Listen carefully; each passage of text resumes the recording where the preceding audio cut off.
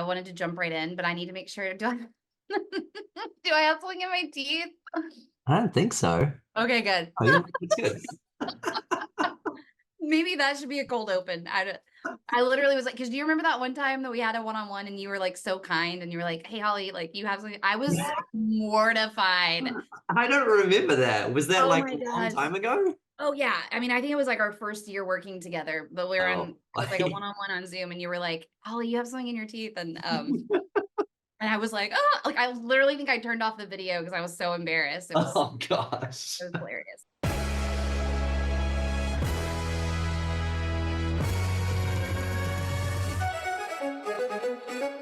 Welcome to the Leader Pulse podcast, the podcast with actionable insights for leaders revolutionizing the world of work. I'm Holly Tate, your host and Chief Marketing Officer here at Leader. For the last 3 episodes, we've gotten to hear from Frank Blake, the former CEO of Home Depot, around what the CEO's job really is, how you know the right gears to pick for your business, what it looks like to be or not to be the bottleneck. And then in today's episode, we wrap up this mini-series with Frank around his best advice for any and every executive out there. So let's take a listen to what Matt and Frank have to say.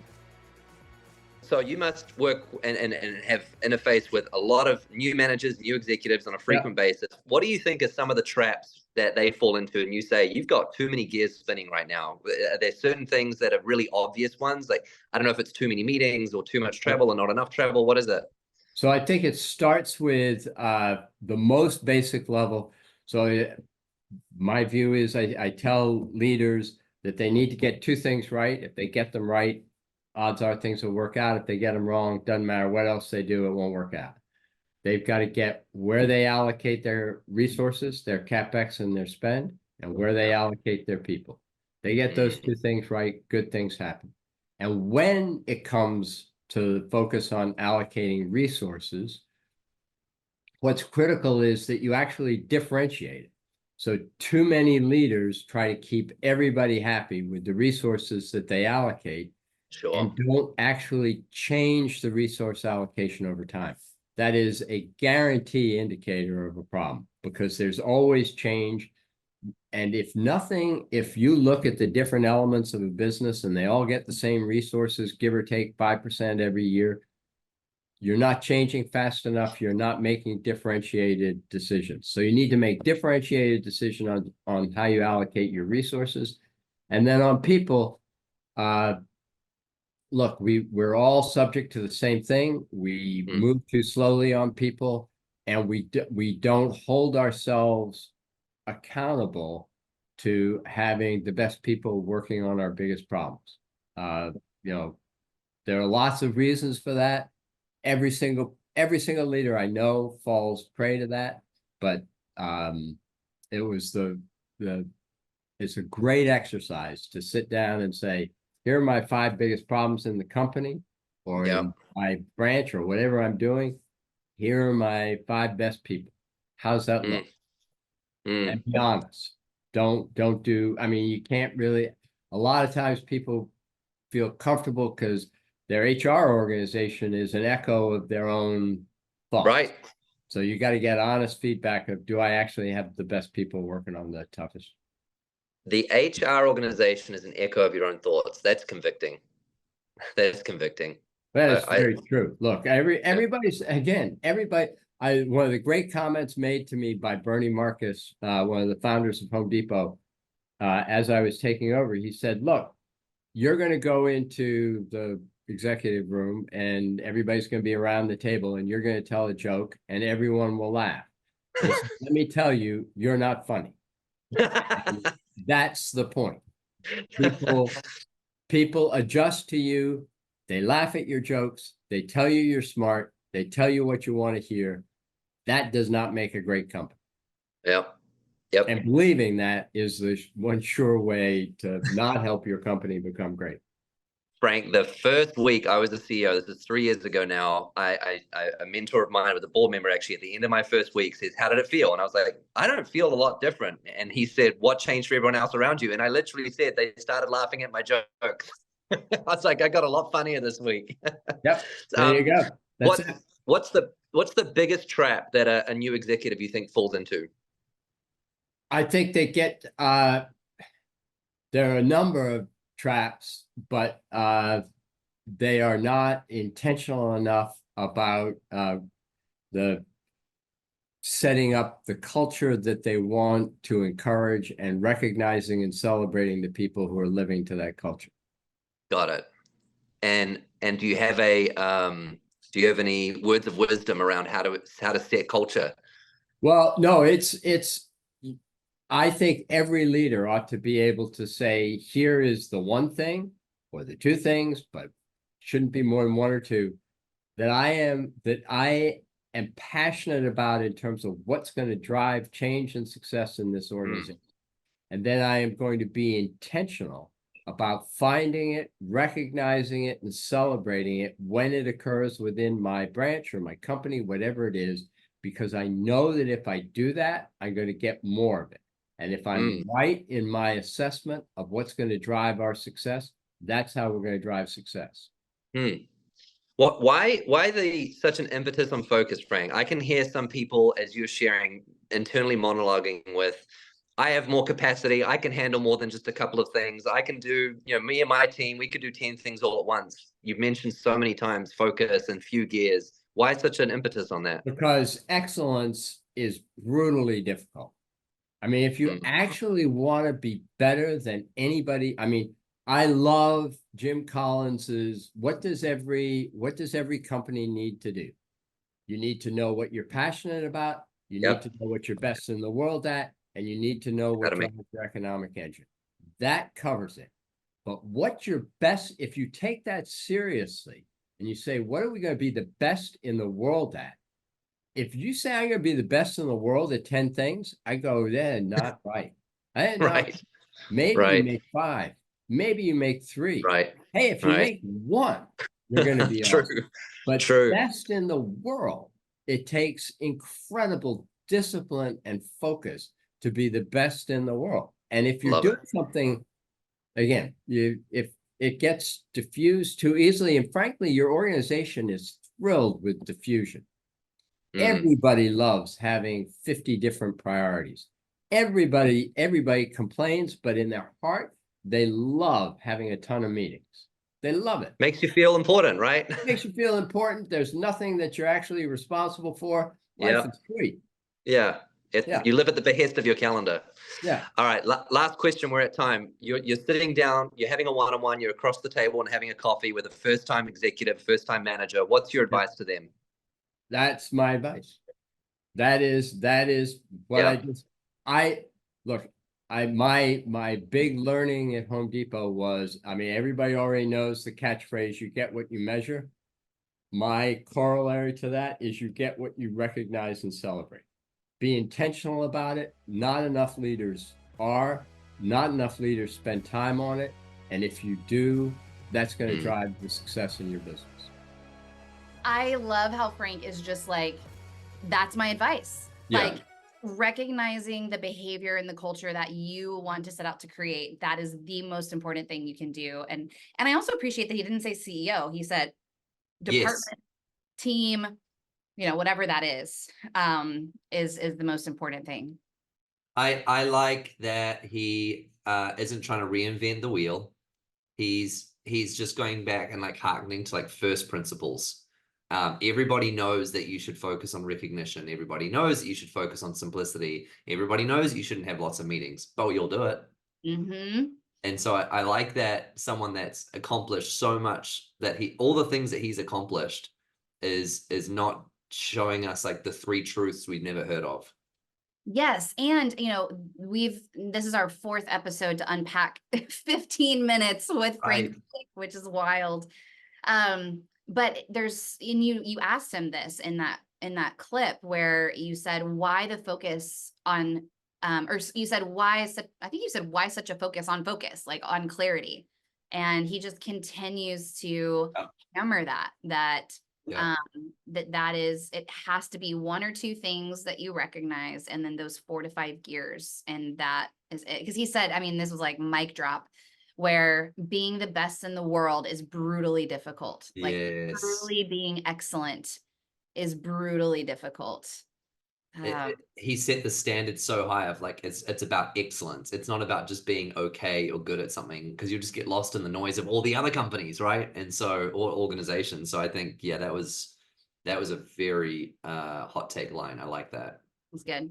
Okay, I want to kind of start of one of the things that he said towards the beginning of your conversation, is that it's all about allocation of resources, which kind of feels like a big company that, like we're a team of about 70 people, and we've grown really fast in a short amount of years.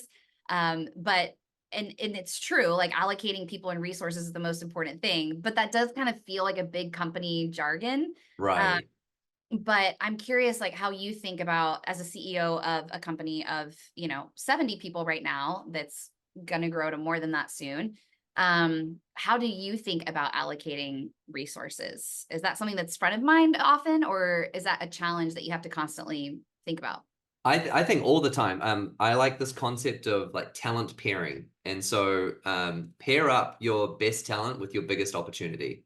And so if you see an opportunity in the business that there's, or in your nonprofit or in education, wherever you're at, if you see an opportunity, pair that opportunity up with someone that has really high potential. Or maybe said another way, there's two ways to look at an individual. One is their altitude, how high are they flying? And secondly is their trajectory, how high are they going to be soon? And so what you don't want is to be handing over big opportunities to someone that's high altitude but low trajectory. They're flying high, but they're really not going to fly that much higher over the course of the next 2 years. They're kind of, I don't know if apathy is the right word, but they're slowing down, they're comfortable. What you want is someone like low to medium altitude with super high trajectory. As you just think about that person now, that person that's in your team, that's in your department, that's in your organization, think about someone that's low to medium altitude, but super high trajectory. How can you talent pair them up with a huge opportunity, a big opportunity that you can't afford to miss out on? And anytime that I've handed someone like stretch projects or a big goal or a big opportunity, and someone that's like craving for a big challenge, they sink their teeth in and get after it. And it's so much better than putting that opportunity through the typical process and putting it through a working group and all the other things. That's worked well for us. Yes. Or even hiring somebody who has the resume, quote unquote, from the outside. True. You have to do that. Sometimes you do. Yes. But to be able to give that opportunity to somebody internally who's eager, Yes. and to your point, has both the trajectory, to be able to take that on is really rewarding. Isn't that how Leadr started? Am I getting that right? What was the stretch project that Anna took on? There was something that was Well, like, our website. oh, It was, tell that story. Oh my goodness. Because that was something we knew we needed to refurb the website. We knew that it needed work, but it was kind of just on the shelf of like the 50 other things that we had to do. So can you touch on that a little bit? Oh yeah. So Anna started I think her first day was July 1st. And it was like day one, it was like, okay, Anna, like well, that's not true, because she did, now I'm remembering. A little bit of contract work first and stuff. Well, she did Leadr U. So that's our development program internally. Yeah. So she signed up for Leadr U pretty quickly after, like within a few months of her starting. And as part of Leadr U, you have to have a stretch project. And so ours was like website. And so within 3 months, like from start to finish, she single-handedly launched a new website. And we were on like a really crappy basic, I think it was Squarespace. Yeah. And it was just a couple pages, very vague. I can't believe we had any customers sign. Thank you to our early customers for signing up. Yeah. And she really took us to looking like a real company, Yeah. So yeah. And then I thought Carissa on my team too was same program, and what we called Leadr Table, which was a series of events that we did, and we're about to do some more this fall. That was her stretch project. And so it's so rewarding when you can give those opportunities to people on your team and really see, where they go with it. So you're an example of this, Matt. I've heard Chris tell this story multiple times at the company that you guys were at before, where, he really sought you out for the VP of sales opportunity. So can you share that story and what you thought was happening versus what was actually happening? Yeah, that's exactly right. There was a big disconnect. Chris was like, hunting me down to basically trick me into being the VP of sales. And I thought he was just getting my advice. So for a bit of context, we were in a sales organization. The results had started to taper off over the last 3 to 6 months. It was a random Thursday afternoon. Chris sends me a Slack, a message, and says, hey, can you come down and catch up with me? I wander down the hallway to his office, and he's got a whiteboard in there. And like very nonchalantly, like hands me the whiteboard marker and is like, hey, hypothetically, if you were to be in charge of the sales team, what would you do? And I was constantly obsessing over what I would have done had I been in charge, because I'm adjacent to that team and I saw all the things that weren't going well. So classic Matt, who loves to just share opinions. I'm like grabbing the whiteboard marker and I'm listing out all the 10 things. I'd change this thing. I'd adjust that thing. I'd change the price. This person needs to be promoted. This person needs to be demoted. Do this, that, and the other. And I was listed out all my ideas. And that was the meeting. I guess it was like an hour of him picking my brain. And that night, Chris let go of the previous VP of sales. That next morning I come in, he's like, hey, I need you to take over for a little bit. Again, it was just like him delaying the inevitable. But he's like, I need you to take over for a little bit. And I said, Chris, I've got no idea what to do. He says, of course you do. You told me yesterday. I was like, yeah, but yesterday I was just sharing my opinion. Today, when I actually have to do it, is completely different. But it just goes to show lesson number one, keep your mouth shut. But lesson number two, there are people in your team that care deeply about the success of your mission, about the success of your team, your organization. And if you only gave them a shot, I guarantee there are folks in your team that had that high trajectory, and they're thinking, problem solving, what could I do? And if I had a magic wand, and what are the 3 things that I would try? I guarantee there are people in your team like that right now. Yeah, I love that story, because I mean, that just embodies so much of who Chris is. He's so big on believing in your people. I mean, that's why Leadr exists, because the two of you believe in that and believe that believing in your people is what drives performance in your company.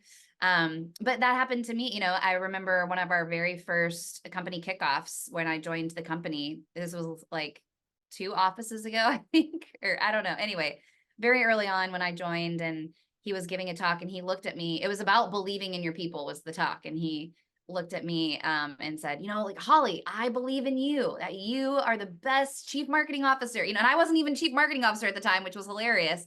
But it was just him communicating that his belief in me. And I think my eyes got big, and I couldn't believe that he said that in front of everybody.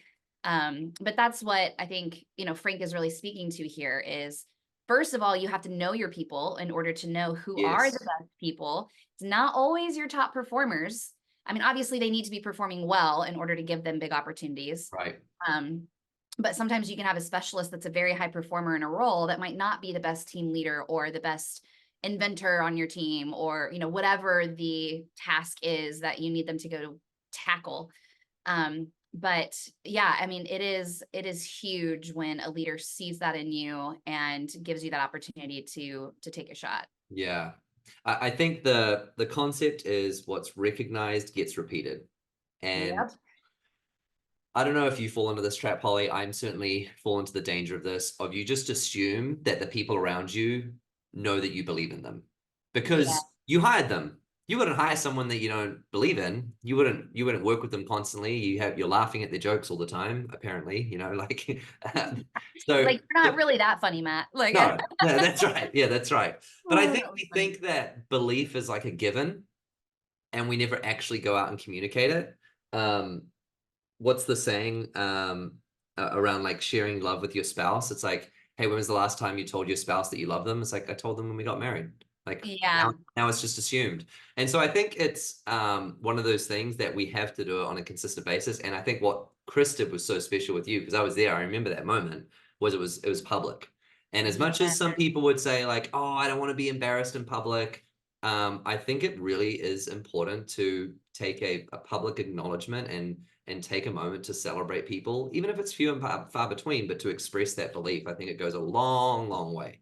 It really does. Well, and that connects to what Frank said at the end of the conversation, which was how bullish he was about, I mean, his best advice to a new executive is recognizing those couple of things in your culture that you want to be modeled continuously. You said it, what gets recognized gets repeated. So I think that we've created a culture here at Leadr that's been really intentional around that. We're not perfect by any means, but recognition is a big part of what we believe. Even in our platform, recognition is a big part of developing your people. But the two ways I'm thinking about this, that we try to do this on a regular basis, is through a quarterly highlight award and then battlefield promotions. And so you created both of those, Matt. So let's start with the highlight award. What is that? Talk to everybody about what that is and why you created it.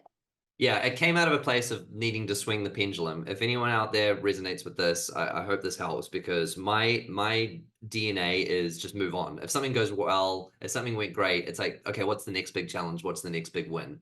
Or said another way, records are just made to be broken. And so I was so wired that way that when we first started Leadr, I wanted to swing the pendulum the other way to make sure we're constantly smelling the roses and not forgetting the special moments, because otherwise you forget them. So the first one we did was the highlight award. And so every quarter, the leadership team will list, and I think it's about 10 people that get floated up, and then we vote and we say, who's the one person that stands out across everybody that deserves to be highlighted for something that they took on, or an extraordinary challenge. And we have that person come up to the front of the company at the company kickoff each quarter, and their manager has written a little blurb about them. We hand them some flowers and some chocolates and a little prize, and just celebrate them and say thank you. And then we get them to do a speech, and it's fantastic. I love it so much. It's the best. And then battlefield promotions came out of this idea that when people are on the field of battle, when you're a frontline employee, but you step into a promotion due to the merits of the work that you've accomplished. So whether that's into a more complex IC individual contributor role, so it doesn't mean you're moving into management, it's just a promotion. And so we take the moment to say, hey, due to the incredible work that you've done, due to the results that you've seen, due to the impact you've had on our customers or on our culture or on the team, you're going to be promoted, and we publicly celebrate them as well. And it's some of my favorite moments in company history has been celebrating someone who's been promoted and just making a huge deal of it, and seeing them kind of squirm because they hate being recognized. And I don't know why I'm like psychotic in that way, but I love it. I love it because I think it's how often have people actually been celebrated? Have they ever been celebrated to that degree? And if not, I want to be the first to do it, and I want to shout it from the freaking rooftops. So good. I mean, we've had people with tears in their eyes while them stand there while we read the quote about them. Yeah, I make them stand up, which is makes it worse or better, depending on your perspective. It really does. But it's so special. I mean, we've seen people tear up because they've never had that experience of someone reading a quote that their manager said about them. And it's so special. And I think what's key here, though, is, and this is what Frank said, and it's what the battlefield promotion, especially for us, like if you think about our logo here at Leadr, which is, if you're watching this on YouTube, you can see behind Matt there, our logo. The chevron is a nod to the corporal in the Army, which is the quote unquote manager that's closest to the front lines. They're on the battlefield with their team, but they're also reporting up to leadership on strategy. And so when we talk about battlefield promotions, it's a reminder of our mission here at Leadr and the culture that we're trying to create. And that's what Frank is saying. So it's not just like, oh, you did a good job, like here's your little trophy for one more year. It's tying it to the culture that you want to create. I think that's a big differentiation that some leaders miss when they're thinking about recognition or rewards. This is tangential, Holly, but when you were sharing about the recognition can't just be generic, it has to be very specific. Can you touch on how we talk about core values? Because when you're celebrating and recognizing a value, that is a very clear distinction that you challenge us on all the time. Yeah, so absolutely. Can you touch on that for us? Yeah, so we have our weekly all hands, which is every single person on our team. And again, I think this is a critical part of driving culture, because a lot of leaders just think meetings are about information sharing. Well, Frank talked about that leaders love meetings because it makes us feel important. But especially all staff meetings, it is a culture vessel. That is the number one goal, I believe, of all hands or all staff, whatever you want to call it. And that's why I think it needs to be on a weekly basis. I get a lot of pushback on that from leaders that are like, what? Like, why do we need to do it, every week? Is there really that much information to share? And I'm like, you're missing the point. Yeah. If it could be in an email, then it shouldn't be in that meeting. The meeting is push culture. So what we do at the very beginning is we have a culture highlight. And Nicole, who's our awesome senior people manager, she asks a person every week to pick one of our 5 core values and to share a story of how they saw that value lived out that week. Now, here's the difference. We're not highlighting the person, we're highlighting the value. And I'm so bullish on this because, we tend to recognize people who have the loudest voice in the room or the most outgoing personality or the most liked, but that's not what the culture, the value highlight is about. It's about sharing with the team publicly. This value is so important to us, and we want to recognize how this team lived this out this week. Because, and it's yeah, go ahead. It's the recognition. So back to what Frank's saying, it's the recognition of the value. And I think you've said this before, and it's so, so true. If you associate a value and consistently celebrate an individual, if that individual leaves the team, then the value leaves the team. Yes. You want to touch on that for me? Yeah. I mean, that is so good. Absolutely. And that's where you want loyalty to the mission or the organization, not to the person. Yeah. And that's exactly what you're talking about is, if it's all about a person, then it rises and falls on that person being on the team. Whereas when it's about your values, those should rarely change.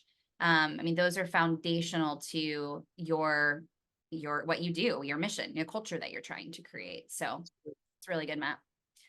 Oh man, well, so many good nuggets here. So let's see if we can recap the actionable insights that we learned from Frank on this one. So he started with just the whole idea of resource allocation, which sounds so jargony, but for me, the big takeaway was it's about your people and your financial resources. And when you choose those 4 to 5 gears that we've talked about over the last couple of episodes, that if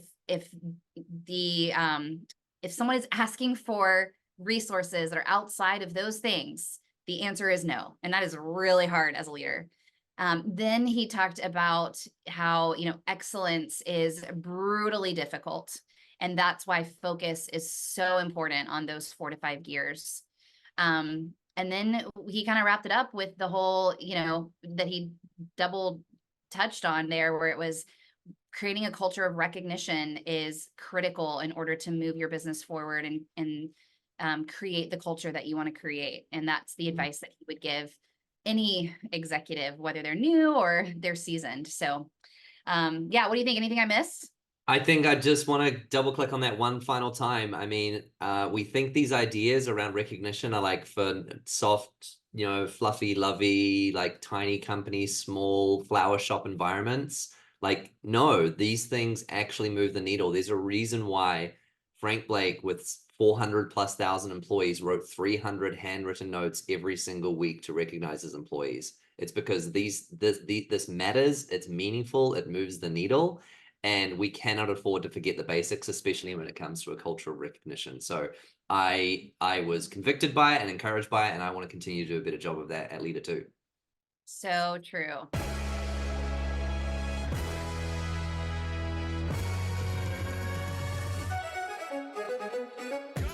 Thanks for listening to today's episode of the Leadr Pulse podcast. We'd love to hear from you. What actionable insights are you taking away from today's conversation? You can email us at hello@leadr.com. That's hello@leadr.com.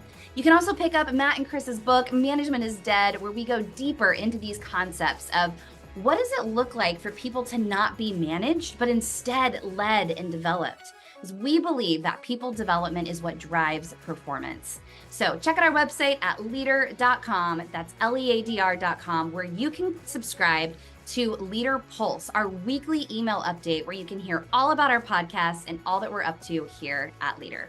We'll see you next time.